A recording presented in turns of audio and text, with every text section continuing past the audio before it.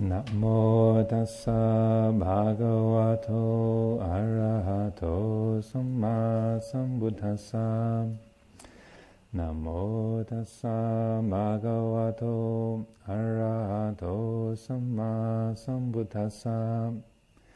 Namo tassa bhagavato arahato samma sambuddhassa. Buddhang Dhammang Sanghang Namasami. It's very good to see everybody here today, this Sunday afternoon, here in the middle of the Rains Retreat period. This is also the new moon day, and 6 weeks of the Vasa, the Rains Retreat, have gone by, so we're halfway through this summer period when we have the Sunday afternoon talks. So it's always very striking how swiftly time seems to pass.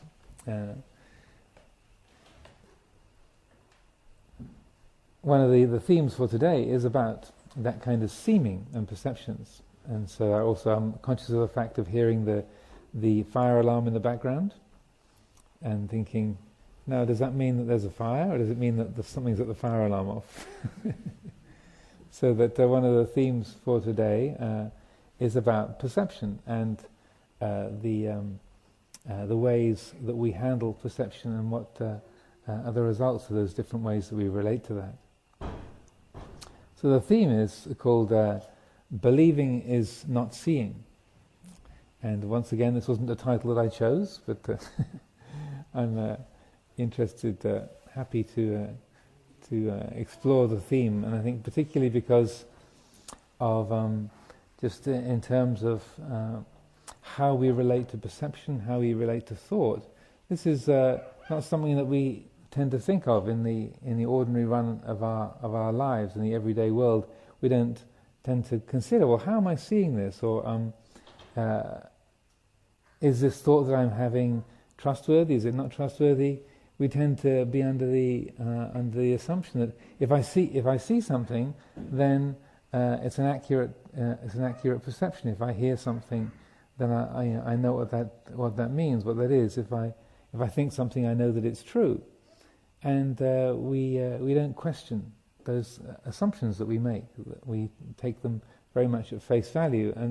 But what I'd like to look at today, or to pick up with this theme, is that so wise? Is that so skillful, so sensible? And can we relate to our thoughts, our perceptions in a somewhat different way? So in this respect, I'll use the word believing in the way that we generally are accustomed to using it, saying that how when we're faced with something which is uncertain, something that we're unsure about, or something that we haven't really looked into, that we are prone to creating a belief. We fill up the unknown with a sense of, oh, that's what I think is happening. That's what I think. I think it means this, and we then hang on to that particular perception, that particular idea, that feeling of, oh, this is the way it's really working. I've got a grip on this. I understand this. I know what's happening here. I know what the pattern is. So that's how I'd like to use the word belief, and that can be a religious belief, or it can be a belief about what does that sound mean coming across the courtyard. It still hasn't switched off yet, but I'm not smelling any smoke. So. The word seeing, generally, in our ordinary everyday speech, that we tend to take seeing as that we notice something, some kind of visual form. We experience a sight. We see visible forms. Also, we can use the word to mean understanding. Oh, we see how an idea works, that kind of thing. But in the context of this talk, and what I thought would be useful to look at is that how in Buddhist terminology the Buddha uses the word pasati, or to see, or dasati is another word for seeing, in a slightly more expansive way, and particularly he takes it to mean, I understand in a genuine and real and reliable way. There's that quality of seeing is related to wisdom, to an undistorted apprehension, understanding of how things are. So it's not so in that sense, believing is not seeing is not just a matter of. It doesn't mean to say you're not noticing something. You're not just aware of an individual perceptual object, a shape or a form, but that quality of true seeing, of true understanding. And in a way, when you look, I was looking at that title this morning. What occurred to me is that, and also obviously it comes from the folk saying, or the common understanding: seeing is believing. Seeing is believing. Like if you see something, then that means you'll believe it to be true. But in essence, when the mind is filled with a belief or is preoccupied with something, that in a way that prevents true seeing. So believing is not seeing. You see what I mean? And you see, no pun intended. Yeah. But that when the mind is filled up with a preoccupation, when the mind has already got something in place, then we are not. We meet that preoccupation. We meet that presupposition. We meet that idea or that picture, and we don't see what's right before us. We don't have our eyes truly open. So what we find is very useful, and what we are able to do is to look at how perception works and how unreliable it is, how easily we can be swept up by that. And as I said, in our ordinary everyday world, we don't think, we don't consider whether what we're seeing or hearing is valid or not. We just take it to be that if I see it, that it's there. It's really true. But it's very helpful to be developing a sense of caution, because the Buddha said, "Sanya anicca." Perception is uncertain. Perception is unreliable.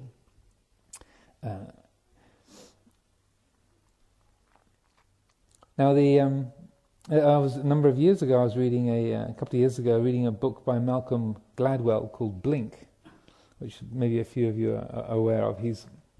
He also wrote another well-known book called The Tipping Point. And in Blink, it's a lot about perception and how when we are we meet with a thing that we see or hear, we make an instantaneous judgment about it. And there's many different examples in that book, but one particular story he tells that begins with is a story of some museum that had acquired a supposedly extremely old statue. I think it was supposed to have been a Roman or a Greek statue that had been unearthed, and that this museum, I think it was the Smithsonian Museum in Washington D.C., had just spent $10 million on this statue, and this had been acquired by the museum curators, and all the antiquities people were very excited about it, and it was this wonderful acquisition. And then this. He tells this story how this one particular expert heard about this and went along to see the exhibit being prepared for exhibition, or it was in the process of things being set up so it could be put on display, this wonderful new acquisition of the museum. And he walked in the room, took one look, and said, "Have you paid for this thing yet?" He couldn't tell what it was, but something in him said, "It's not right. It's a fake. It's not right. There's something not right about it." And it was instantaneous that something recognized it's a fake. where and then he goes on to say how the museum, well, no, of course it's not a fake. We've had our best people going over it, and all these little details here and here and here. It all shows that this is in fact 2,000 years old, and it's a genuine article.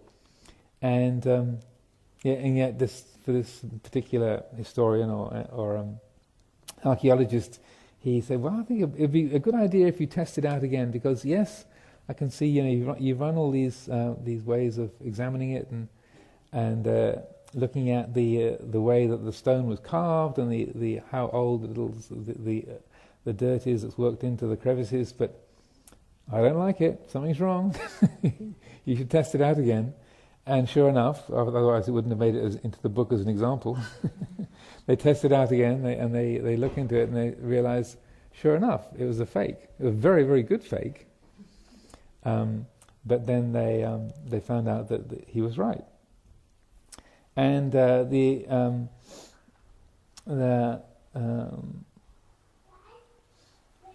example being that sometimes when we are focused on the details of it, or this is one situation, but the fact that the museum really wanted it was an absolutely perfect example of that particular period, and they were very happy to get it. That they were so keen to get it that their eye was not noticing certain things, or that was not noticing certain inconsistencies.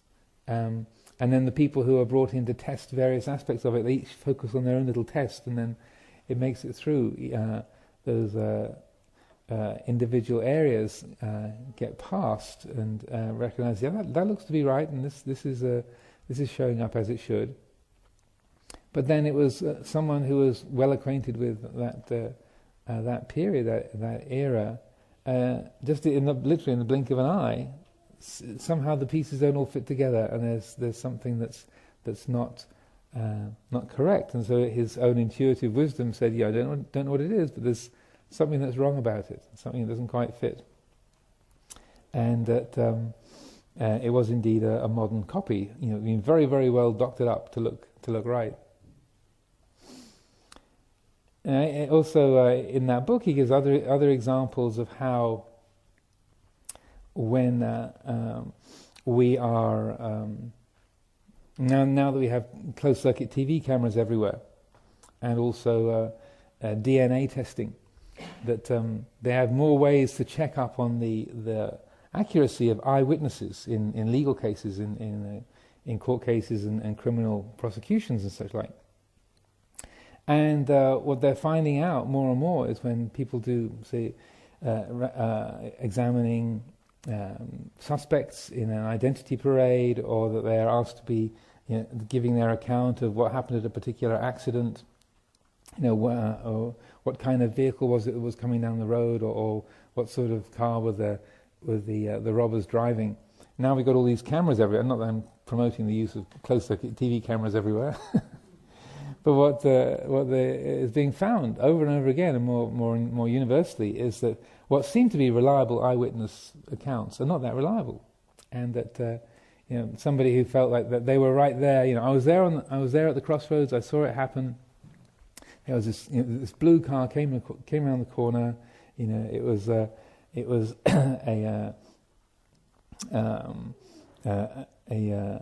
dark blue Audi and. Came around the corner, and then this fellow was standing there, and it came up on the pavement, knocked the man over, and then drove off. I was right there. I was 15 yards away. I saw everything. And then, and this was someone who, the person who was a key witness in this particular accident. And then they get the film out. They run the recording off the closed circuit TV camera, and. It's exactly as he described. Yes, the car comes around the corner, and then you can see the witness standing there in the picture, and the car is not blue at all. The car is actually light brown rather than dark blue, and yet he was sure it was dark blue. I thought I saw it. I thought, well, that's a nice colour, but it was completely wrong, and one of the other ones that was very striking, it stuck in my mind, was more about which has a more of a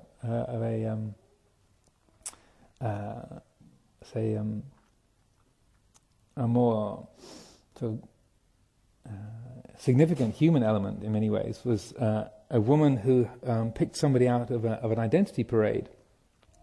She'd been attacked, and she identified the person who'd attacked her, and said she saw the various different people in the identity parade, and said, "Oh, that's the man. It was definitely him."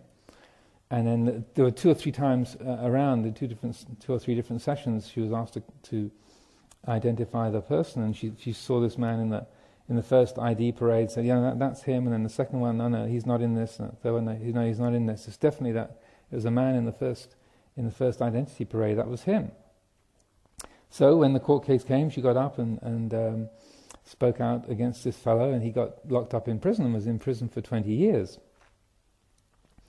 During that time, various people were campaigning for this fellow to be released, or for the evidence to be revisited, and they found out that, in fact, because of DNA evidence, that she'd picked the wrong person, and the man who had actually attacked her had been in the second identity parade, so she'd seen him face to face, but her mind had fixed on, "No, that's the guy. He was the one. I know it was him." And so when she was actually faced with the person who really was her attacker, she didn't recognize him, and it was only through this later evidence that came up that the original person who was locked up was able to be set free. One of the reasons why it stuck in my mind that was very powerful, along with being how perceptions can be mistaken, because apparently she'd seen him very clearly. She was attacked in broad daylight, so it wasn't as though her vision was clouded at the time, but how once she'd decided, that was the person, even when she saw the real attacker face to face, she said, "It was when I was told, no, it wasn't this person, it was that one, and you saw him the second time around." She felt, "No, that you must be wrong. That can't be correct, because I know it was him. I remember. As clear as day, I remember." But when they tracked down the second fellow, and sure enough, it turned out to have actually been him. So what happened, and what was so striking and stuck in my memory, as however good my memory is, is that she then went and apologized to the fellow who'd been locked up for 20 years. And he had absolutely no resentment.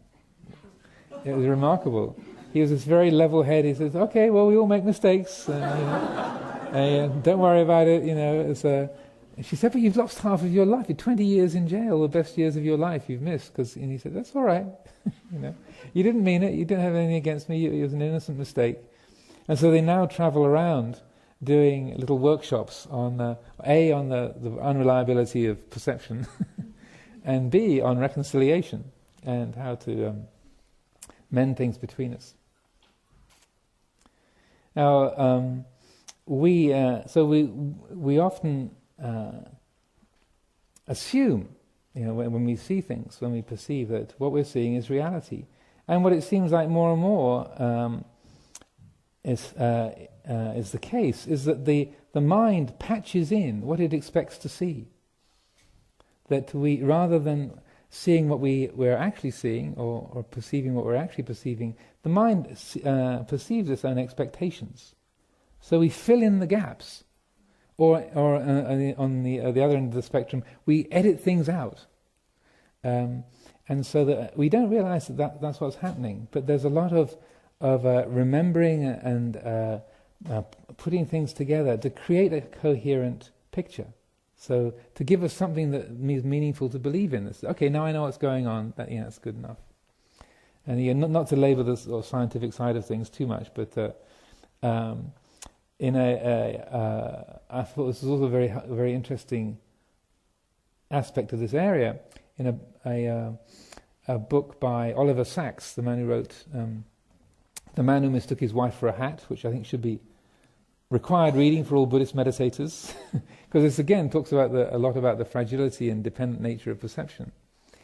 He points out how with modern systems of measurement, They can tell what's kind of really going on in the brain. And they said, he uses the example of a basketball court and says, so when you see two people on a basketball court and one person is holding the ball and they throw it and the other person catches the ball, you think you see an orange circular shape leaving that one person's hands, flying through the air and landing in the other person's hands. You don't see that. What lands in your visual cortex is a smear of orange. It's a kind of blur of orange light. That's as much as it can be picked up between the eye and referred to the brain. But because you've seen a basketball, you've seen a stationary basketball, you patch that in, so you see that distinct and clear shape flying through the air. We think we see that, but we don't. That's something that is put together through our perception. And speaking, just to give a second example, also on basketball courts. I think we're back with Malcolm Gladwell for this example. So then this particular university lecturer was giving a talk about this area. And he said, now, I want you to watch this film, and there's two teams on this basketball court, the black shirts and the white shirts. And there are women and there are men on both teams, and they will pass the ball from hand to hand, and between themselves. And so that what I want you to count is the number of times amongst all the passes, the pass goes between someone in a black shirt to someone in a white shirt, or someone in a white shirt to a black shirt, not between the people of their own team. Watch carefully, and I have to tell you that when people watch this film, either women score more accurately or men score more accurately. I'm not going to tell you which group. So okay, let's watch the film and see if you can count. So everyone's watching, all the students in the lecture hall are watching this film carefully, and the film runs for about 3 minutes, and then the lecturer turns up the lights and says, okay, now how many okay, now for the men here in the hall, how many passes did you count? And then 23, 21, 25. And then women in this hall, how many passes did you count? 22. It was absolutely sure it was 22. It was 22, 21, 22. And then he said, okay, well, that's very interesting. Now, did any of you notice anything unusual that happened during the course of that, the basketball being passed from one person to another? Did any of you see anything peculiar that occurred on the basketball court? I said, and he looked around and said, no, nothing strange, just watching the ball being passed hand to hand. And he said, nobody saw a gorilla? Nobody saw a gorilla come onto the basketball court. And they said, gorilla? What are you talking about? He then ran the film again, and then it seems to be exactly the same film. And halfway through, this person comes along in a gorilla suit, looks at the camera, waves at the camera, and then walks off the other side, and is visible for a good 10 or 15 seconds. And I said, oh, you changed the film, it's a different one. You just got actors dodging. I said, no, it's exactly the same film.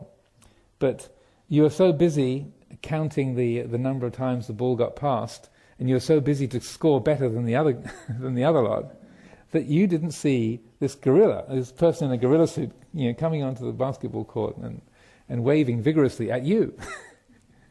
And so in that same way, we can edit things out that we don't wish to see. We don't expect to see that is somehow screened out of our vision. So that when we begin to consider how perception is unreliable, that we're just sort of piecing things together to make a coherent picture. And then we believe in that. We take that, and even when it's not just the things that we see or hear, our own memories, our ideas, we form a particular description of how life is, or what's important, what's meaningful, what's not, what's good, what's bad, and then we take hold of that opinion, that view, and we cling to it. We say, there's no gorilla there. I never saw a gorilla. we don't examine our own fixity of views, our own certainty around our ideas and memories. And so that the more that we do this, the more that we take for granted that our perceptions, what we see and what we hear or what we think, what we remember, is actually far more uncertain and far more unfixed than we realize. Then if we don't do that, then we find ourselves in a constant state of conflict with the rest of the world, because if I see it, it must be true. If I think it, it must be true. That's the way we tend to go through life. And so then we think, well, why is everybody so obnoxious? Why do I live with all these foolish people who don't see the same things that I do? They don't think the same way that I do. A number of years ago, they had a group photograph at the monastery for Western monks in Thailand, and it was sort of this period of the year, the rains retreat, so all of the monks and novices gathered under this big tree out by the assembly hall, and they set up the camera and took the perfect picture. And then a couple of days later, they presented the print to the abbot at the time, which was Ajahn Jayasaro, and one of the monks, who was a bit of a Photoshop artist, had replaced the head of every single monk in the picture with Ajahn Jayasaro's head. And the caption was, "The perfect monastery." Everyone agrees with the abbot,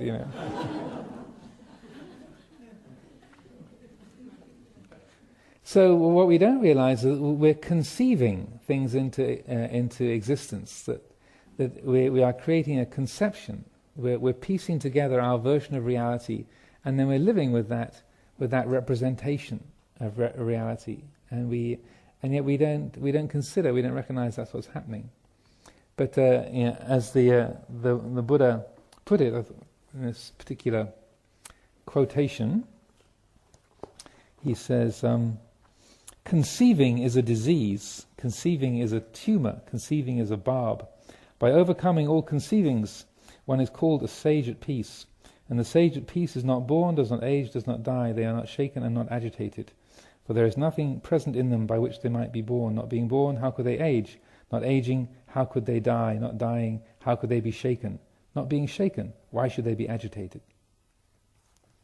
So the part of that I was particularly struck by as being relevant to this is that phrase, "Conceiving is a disease, conceiving is a tumor, conceiving is a barb." That taking that version of reality to be an ultimate reality, there's a natural imbalance in that. That's an illness or a distortion. And so that what we try to do then is to consider, well, how can we learn to see, to experience without distortion? How can we go from living with just belief and clinging to opinion and taking opinions and conceptions, that patched together version of reality? How can we do that? How can we find the so-called real world? And what happens when we do that? Does life improve in some way when we do that? What's the transformation that occurs? Well, one of the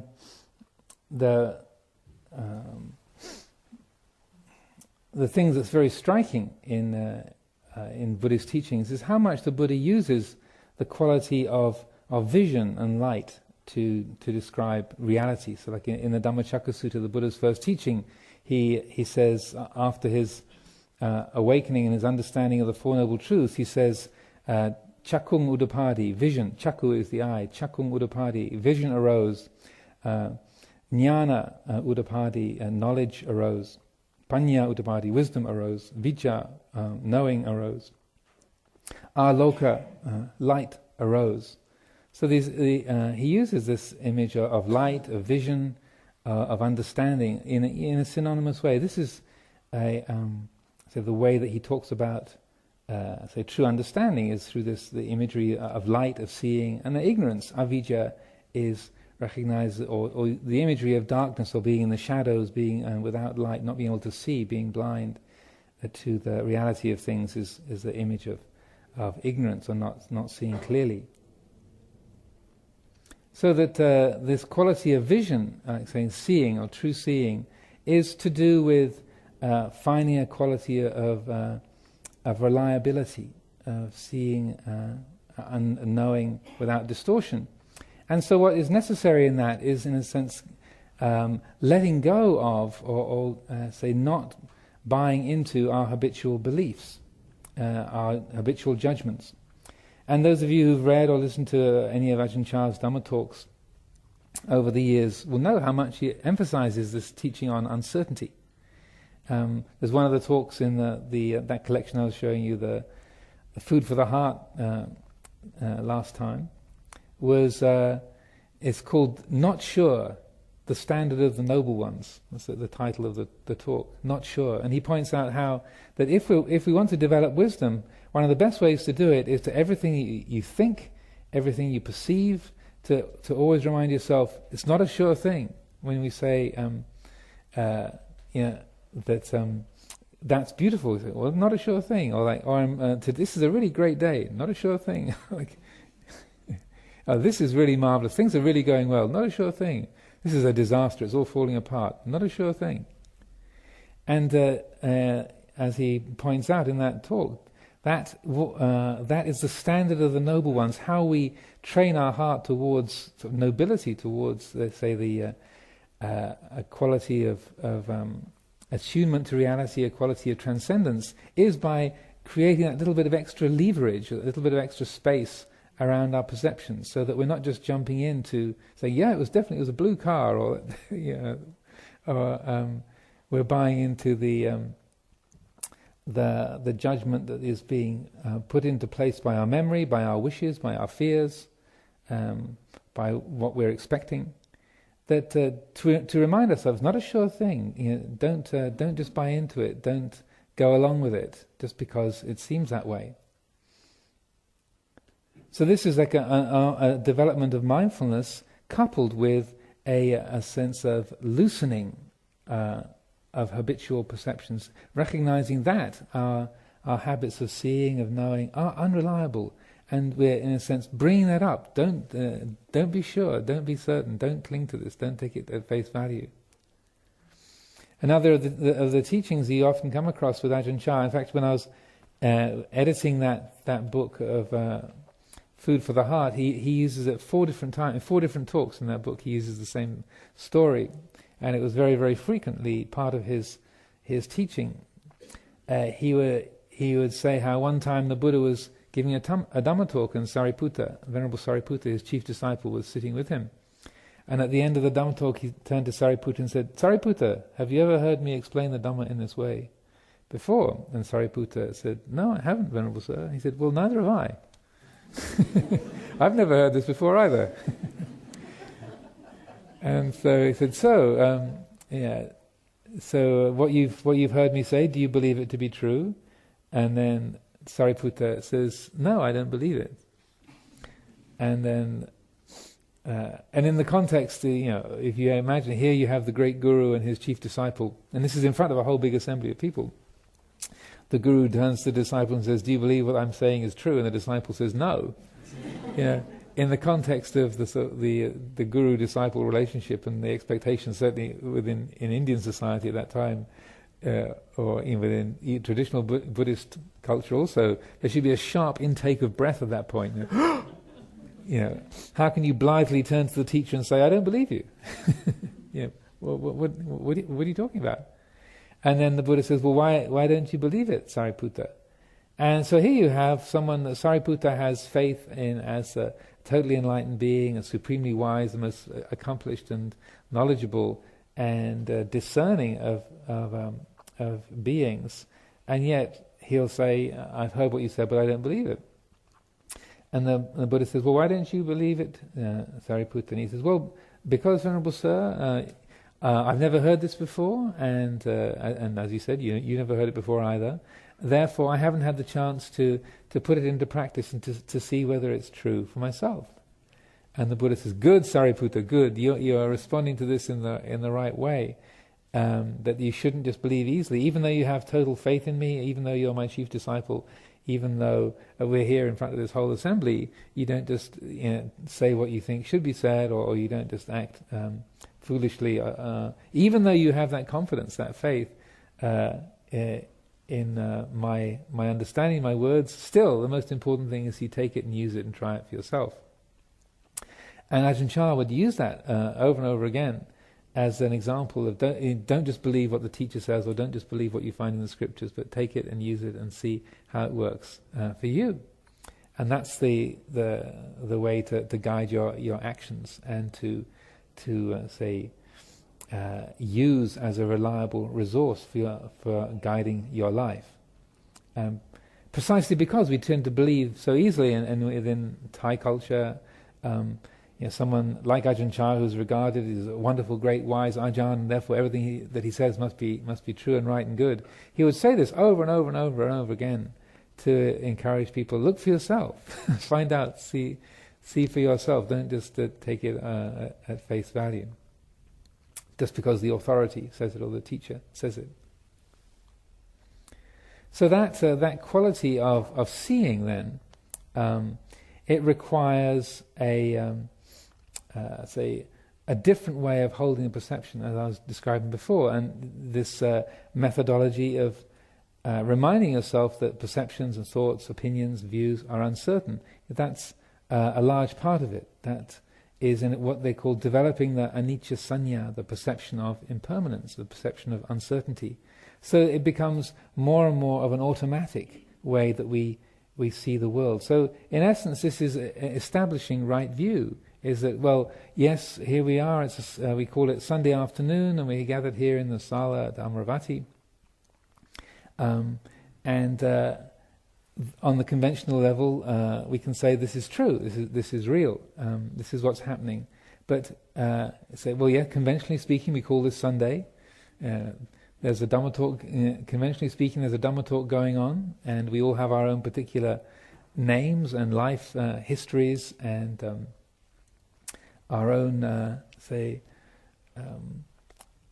sets of assumptions about our possessions. I say, these are my robes, this is my apple juice. Well, but then we also will say, okay, this is the apple juice. Now I say this is me. But part of what's now me, 10 seconds ago was the apple juice out there. Right? So is the apple juice now essentially me? Has something transformed in it? Suddenly it's got Amaro written on every proton and neutron, every water molecule. It's become monastic. Or Amaro has become intrinsically English. There is a water molecule within me that is forever England. It's ridiculous. But we say, no, that's the apple juice and this is me. Say, I'm the monk and you're the lay community. We say today is Sunday. So as I often said, and I repeat over and over, that these are convenient fictions. These are not absolute realities. And the more that we can develop that perception of uncertainty, the more that we are able to see that, this is a representation. This is not actually amaravati that I'm experiencing. This is a representation of amaravati woven together by a particular activity of my brain, my visual cortex. If I close my eyes, you all vanish. I can hear a few things. Plug my ears.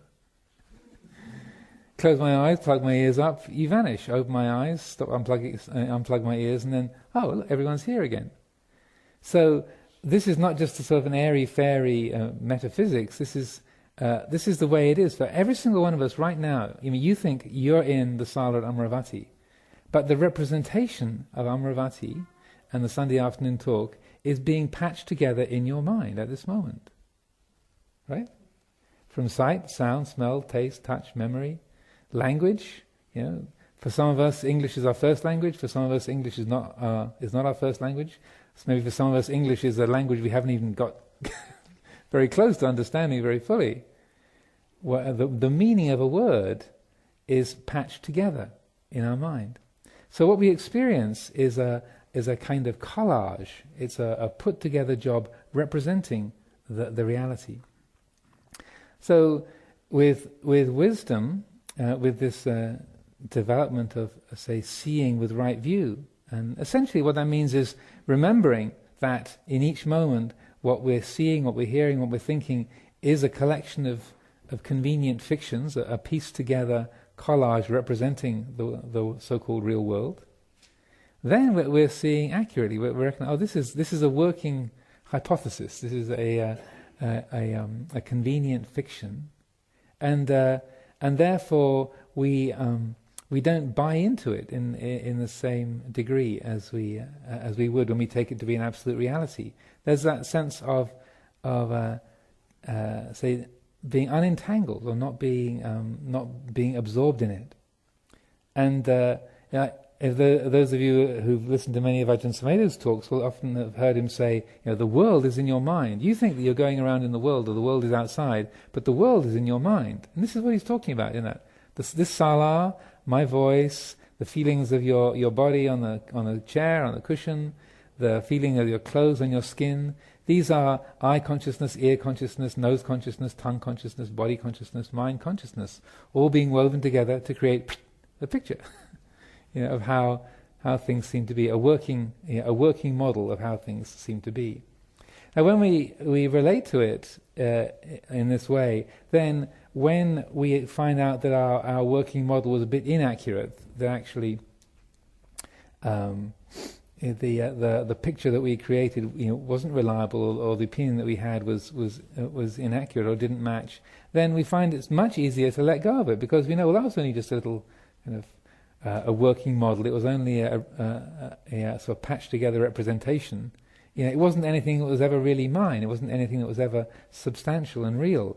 It was just a mirage. It was just a smoke and mirrors. There was nothing very solid there at all. So it's no loss to let go of that particular image and to see that it was inaccurate, or that it wasn't perfect, it wasn't reliable.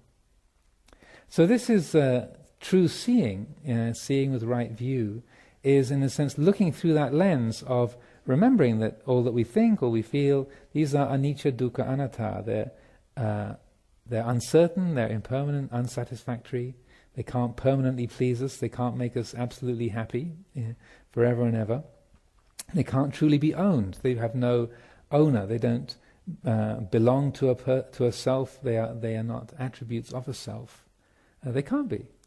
And so then what that brings is a quality of relief to the heart. And so that in the Buddha's teaching, he points out, when we bring our attention to the present moment and we recognize perceptions and thoughts in this way, then and see that quality of anicca, dukkha, anatta, we're seeing with true wisdom. There's a true appreciation, an apprehending, an apperception of reality, and then the heart lets go.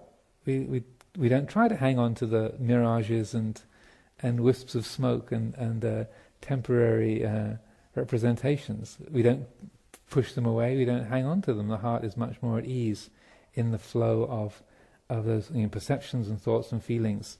And no matter how much evidence we might have for a particular idea or a particular version of history, well, that's how I remember it, or that's what it says in the history books, or well, that's how I recall it, or that's what I think its name is.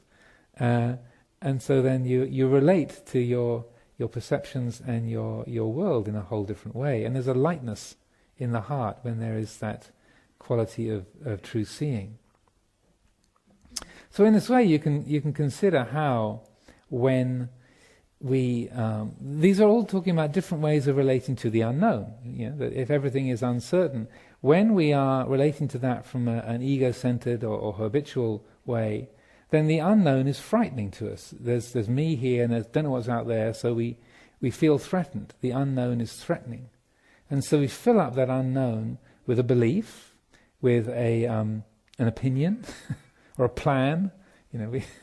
We like to plan things and have that uncertainty. At least we got a we don't know what's going to happen, but we got a schedule for tomorrow anyway. out of fear, we fend off that feeling of threat that the unknown brings.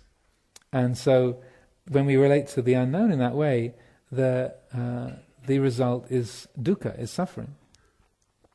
So relating to the unknown through wisdom, if we relate to it through this kind of vision, then what we find is talking about faith. That this is really what faith in the Buddhist sense is. And it's kind of interesting how in English language and in Christian tradition they tend to use faith and belief somewhat interchangeably as words that mean the same thing. But in the Buddhist context they actually have opposite meanings. So in Buddhism you'd say that faith is the opposite of belief. Because whereas belief is based on fear and is taking an idea or a construct to be true, to fill up that unknown and to hold it at bay because of me feeling threatened. When we see things with wisdom, we recognize, oh, well, this feeling of I and me and mine, this is just a fabrication anyway. There isn't really a solid, permanent, individual entity here in the first place. So you're developing a different angle on it. So just as, say, belief is based on fear, and it says built around that the idea or the habits of self-view, that I am the body, I am the personality, I am a completely separate individual. You call that self-view in Buddhist psychology, sakkaya ditthi. When we relate to the unknown from the position of self-view and fear, the result is dukkha. When we relate to the unknown with wisdom, and we recognize that all dhammas, all aspects of nature, internal and external, mental and physical, are not self, then that view is not based on fear. It's based on wisdom, and it's also built around the view, the understanding of not self. Rather than self-view, it's built around anatta, the understanding, the wisdom of seeing that all things are not self. And so then the result of that is nibbana, is peacefulness. When then where's that wise, that quality of wisdom that says, oh, of course, the future is unknown. What that thing actually is unknown, is undefinable. Then and it's recognized in that sense, it leads to a quality of clarity, of peacefulness, a quality of wonder. So the heart, there's still like a quality of not knowing, not being able to explain everything or permanently describe or accurately describe what any one thing truly is. But instead of the experience being one of threat, the experience is one of wonderment.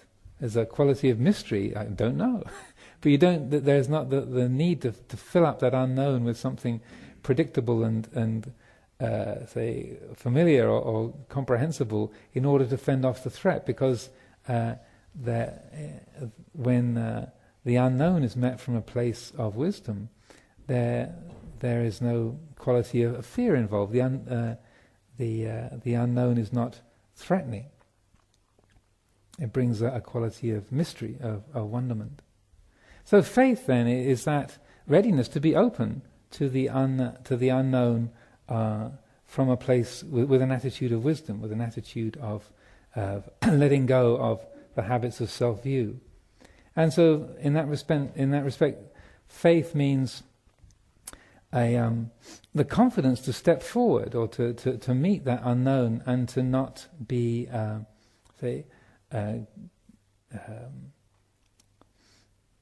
swayed or confused by the habits of self-view. So it's that readiness to meet the unknown with courage, with a sense of confidence. In a way, it's a confidence in the implications of what you already know. So that, well, this having been the case so far, it's pitch dark, the ground has been solid under my feet so far, so I don't know, my foot's going to land on something, but I have, having walked so far on the ground being fairly solid up to this point, I feel ready to put my foot forward and at least see if there's something underneath my foot as I put it down. So that faith is, or we call saddha in Pali, is that, in a way, that confidence or courage. And that this is, in a way, the one of the primary aspects, or what the Buddha described as a great spiritual power that we have that's a counterpoint to wisdom. That it balances wisdom. That faith is that which enables us to meet the unknown with that quality of an open heart, and to say not be intimidated. One of the stories I like to tell about this was the Oxbridge entrance exams one year, and this might just be an urban legend, but it's a good one anyway.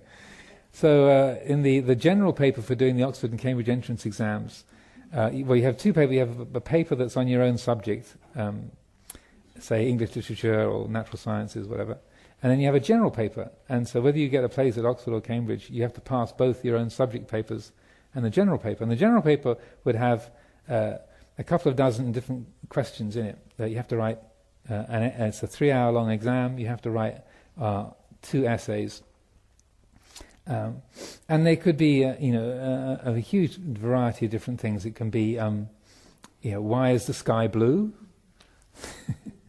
Or, why can't you eat the fruit in a mirror? Or I think one that.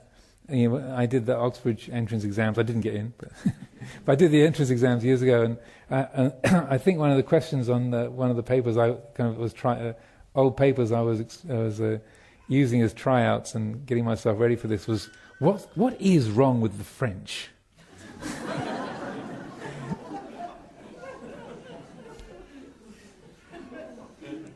So it can be a huge range of things.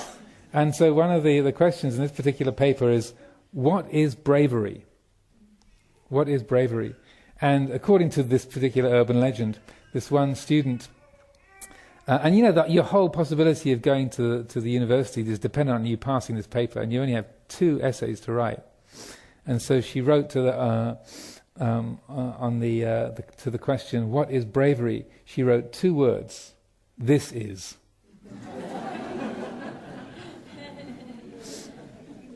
And it's extremely rare to get full marks on an essay question in the general paper. She managed to get like 10 out of 10 for that. They were very impressed, and her courage, her faith paid off. So, in this respect, what we can see, the value of this quality of seeing, or pasati, seeing and knowing, is it enables us to engage with our life in a very, very different way. That we are able to live with that kind of bravery, that kind of readiness to meet the unknown, things that seem to be out of our range of possibilities, or how things, when we meet with things, we don't know what the pattern means, we don't know what's going on, or how things work. Rather than being intimidated or threatened or responding from a place of anxiety or fear, we find that we're much more able to recognize, oh, well, that's an interesting question, rather than, oh no, I haven't got to work that out, have I? Please don't make me do it. That it's a whole different way of relating to the intrinsic uncertainties of life, and that rather than feeling that we have to try and pin things down, and that we've got to have everything secure and explained and figured out and predictable, and have the pattern fully described, and then we can feel happy, then we can feel secure. It's far more wise and realistic to say, I haven't got a clue what's going on. And we're going back to the university world again. I remember that I ended up going to London University. I did a joint degree in psychology and physiology, and one of the physiology department, and please excuse me if any of you are academic physiologists, I'm not trying to cast any nasturtiums on that field, but they did tend to be a very sort of narrow, mechanistic bunch, and the general theme was, with any of the aspects of the physiology we were doing was that we've nearly got it all figured out. We've done all these wonderful experiments that they've made extraordinary advances in the last number of years, and we're very, very close to having the whole thing figured out. It's just, any minute now we'll have really got it cracked and we'll have the whole thing understood. And I had this professor of immunology called Ivan Reut, who was at the Middlesex Hospital, and so we did some of our courses over there. And he was a world recognized, globally recognized and admired figure in the immunological world. And he had a very, very different attitude, which really touched me. I found very, very memorable. And I remember one particular class we were doing, and he was describing some kind of immunological process. And he said, "Well, there are 11 stages in this process." And stages 1 to 5, we have a very, very clear picture of how that works, and that seems to be very matter-of-fact, very straightforward. Stages 7 to 11 seem to be very easy to understand, and we've got that all fairly well worked out, no big surprises there. Between stages 5 to 7, stage 6, that should only happen at 400 degrees centigrade and at 200 atmospheres pressure, and it should take a few hours to work. In actual fact, it happens in your body all the time at normal temperature and pressure, and it can't do that. And his face sort of lit up, like, isn't that wonderful? It's absolutely impossible. And we can't explain how it does it. It can't be done, but it does it all the time. And and he was really sort of delighted by that, and how many of the other people were really sort of frustrated, well, we'll figure it out soon. Yeah. And he would also point out, in the process of uncovering each of these links, you solve one puzzle, but in the process of solving one puzzle, you uncover another dozen. You find another dozen impossibilities in the process of pinning one thing down. And so that was at the time I had this feeling like this fellow's got the right idea. I'll follow this one. Because there's a kind of, speaking of conceit and conceiving, so there's enormous conceit that we're going to get the whole thing figured out. And then once we've got it all understood, then everything will be fine. But in terms of how the world works, we'll never really figure it out. You talk to a physicist and you say, well, what actually is an atom? They go, oh, don't ask. So, well, okay, what actually is an electron? Oh, an electron. Like, how many weeks have you got? The further in you go, the more impossible it is to explain. And staying on the scientific theme, before we have our break for Lada's wonderful chai, speaking of liquids, I also heard this account of Werner Heisenberg, the famous physicist. Some interviewer asked him, Professor Heisenberg, if you died and went to heaven, would you have any questions for your maker? He says, yeah, I would. 2 questions. 1, how did you do it? 2, why turbulence? Why turbulence? And he went on to explain, so when you look, if you take a cubic centimetre of water and it moves through 1 centimetre, so you could spend the rest of your life trying to write equations for exactly what happens to the movement of the water molecules, just that little block of water moving through that tiny distance.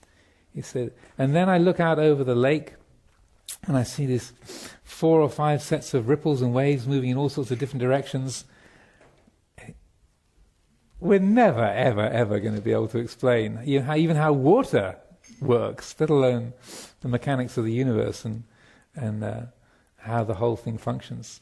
But again, like my old professor Reut, Heisenberg, was something in him was quite delighted. Isn't it marvelous? I spent my life trying to figure this all out, and I'm never ever going to do it.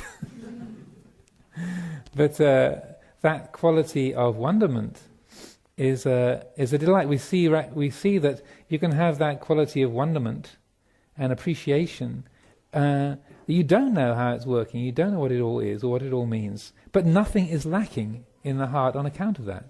Nothing is missing because we haven't got a clear plan to follow or a clear map to believe in and to hang on to.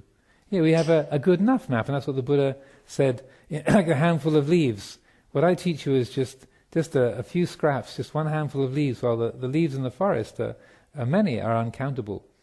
He says, why do I only teach you this? Because this is what you need to know in order to free the heart. This is what leads to peacefulness, this is what leads to freedom, this is what leads to understanding. That's why I teach you this. All the stuff that's on the rest of the trees in the forest, I don't bother teaching you that, because even though I know it, it's not going to help you. So in this respect,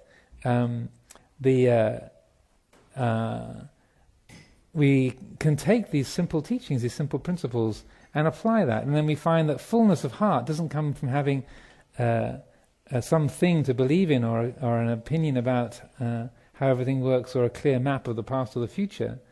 But the quality of fulfillment and contentment comes from that right attitude, that right understanding, that right view, that attunement of the heart to reality. Even if you can't explain how it all works, you can be in tune with it. It's like you can listen to an orchestra playing a beautiful piece of music. You couldn't write equations for all of the vibration of the strings or the air in the kettle drums and the movements of the metal in the trombones and the violins. But you can be in tune with it. You can play your instrument in tune, and that's the thing that matters. So without further ado, I'll finish my talk there, and then we can gather together again in about 20 minutes. So about 25 past, following having made the chai become us.